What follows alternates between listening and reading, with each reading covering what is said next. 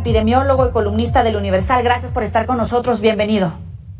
Hola, ¿qué tal? Muy buenas tardes. ¿Hay urgencia, necedad o necesidad de regresar al aula? Hay necesidad de regresar al aula, definitivamente, pero también hay urgencia de que las medidas de prevención sean implementadas, las correctas, es decir. ¿Cuáles serían esas medidas? Hace unos momentos platicábamos con la jefa de educación de la UNICEF en territorio mexicano. Coincidía con usted en la necesidad de regresar al aula por todo lo que puede pasar si un niño no está en el salón de clases, el rezago que puede tener, la violencia a la que está expuesta, etcétera. Pero también marcaba parámetros para que el regreso sea seguro tanto para los niños como para los maestros y las familias en general.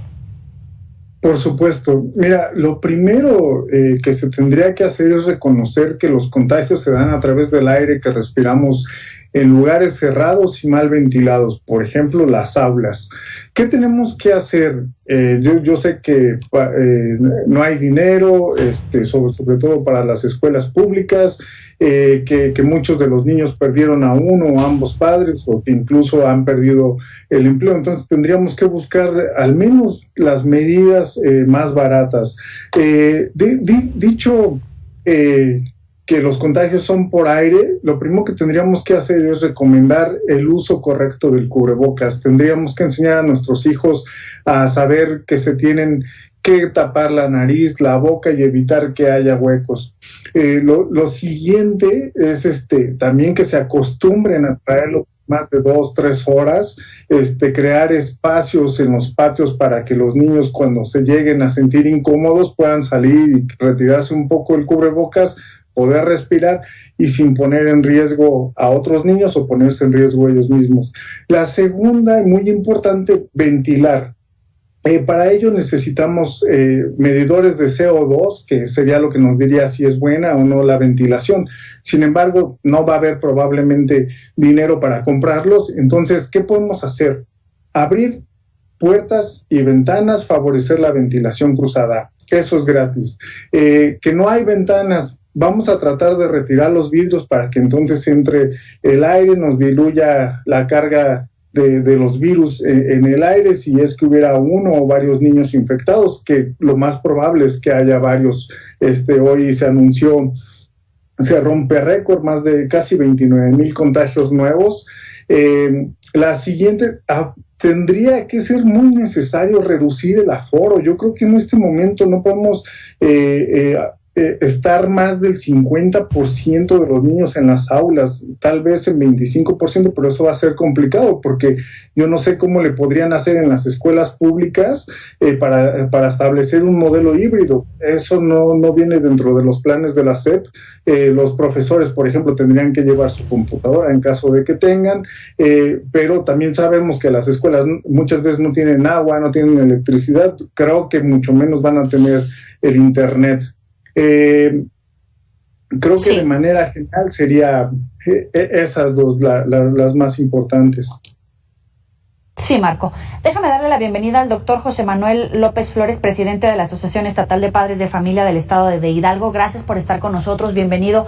Supongo que estaba escuchando en este momento la participación de Marco Sánchez Guerra. En efecto, sí, hablamos de medidas que todos conocemos sobre la ventilación, pero como dice Marco, pues no todos tienen ni siquiera agua, ni siquiera luz. No es que todas las escuelas gocen con todos estos implementos para la vuelta al aula, pero la idea es pensar en todo caso cómo sí o cómo hacerlo un poco más seguro.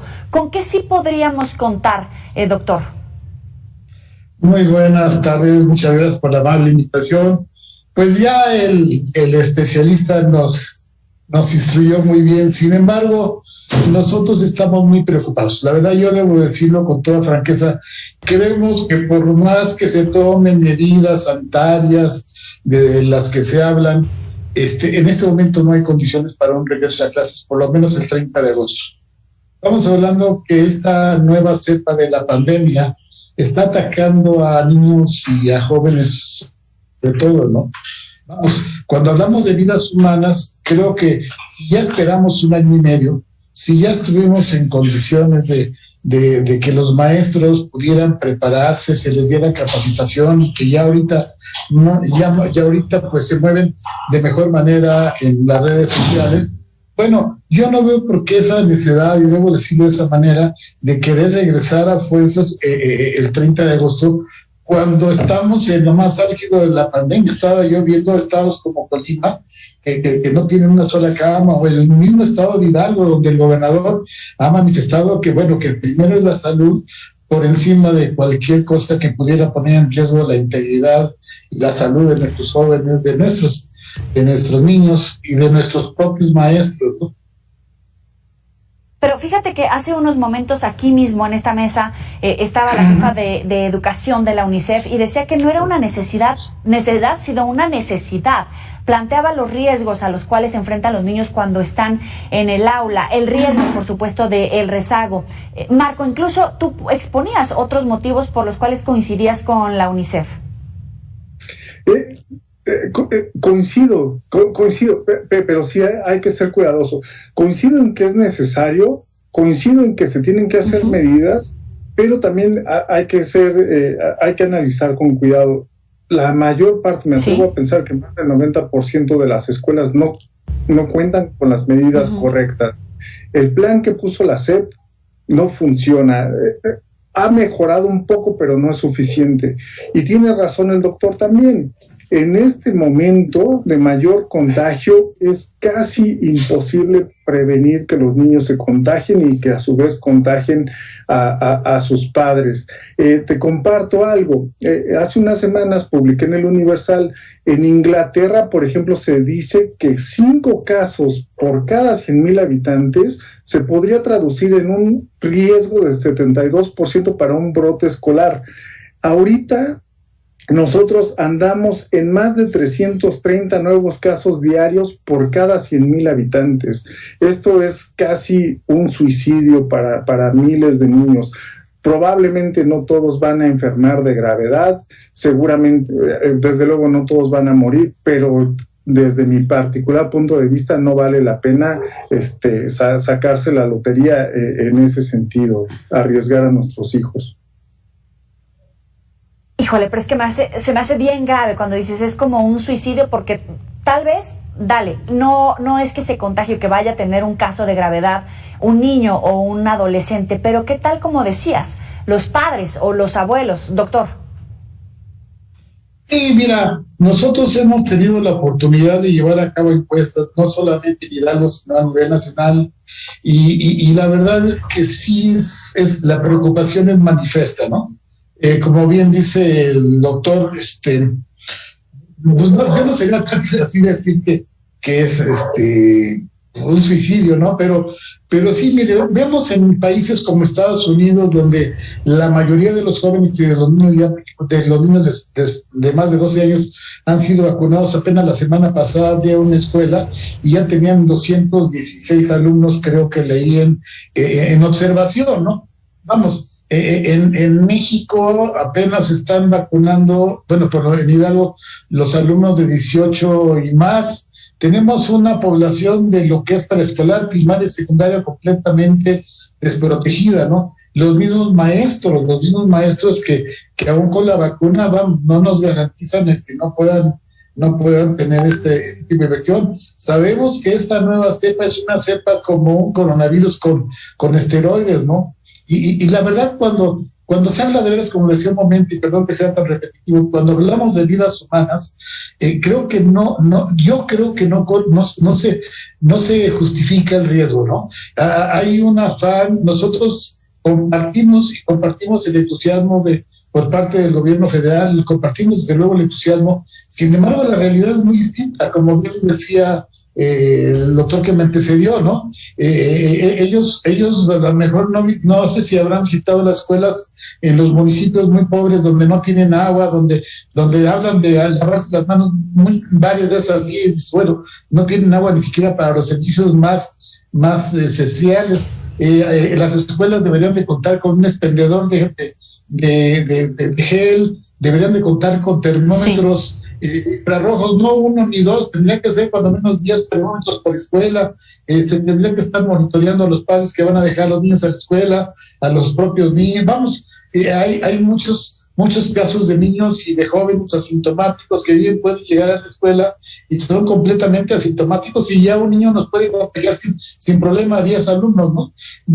Sí creo que el riesgo es muy alto, muy alto. Nosotros en Hidalgo no apostamos al riesgo, el gobernador ha sido muy claro, cosa que nosotros le agradecemos, y dice, el 30 de agosto por lo menos no regresamos a clase.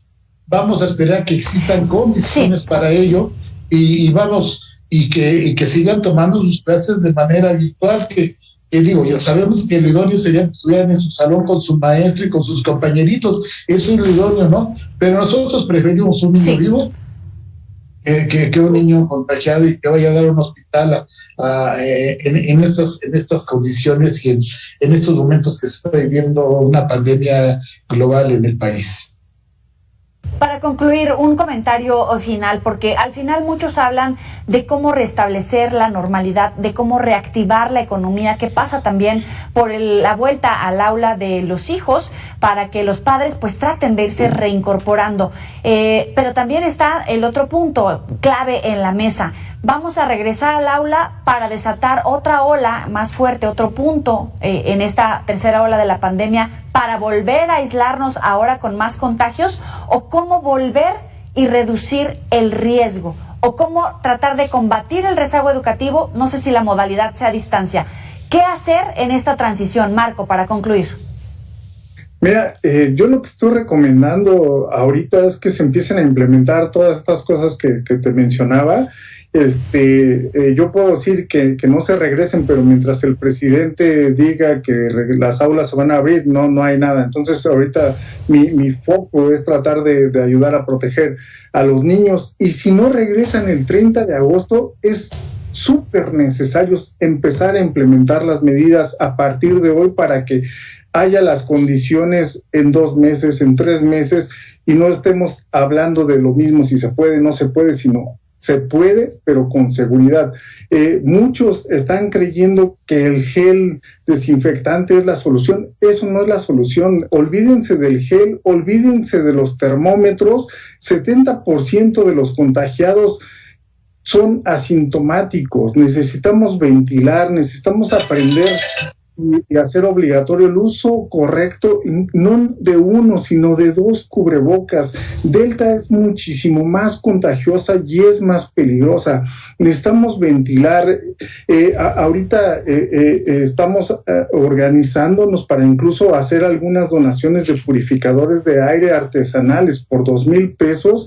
Se puede implementar esto. Entonces, es una serie de medidas que se tienen que hacer para prevenir los contagios por aire. El transporte público, por favor, vengo insistiendo con las autoridades en que al menos manifiesten que abran las ventanas de todo el transporte público. Ahí no hay distancia, ahí no es posible cuidarse, ahí es una cámara de contagios.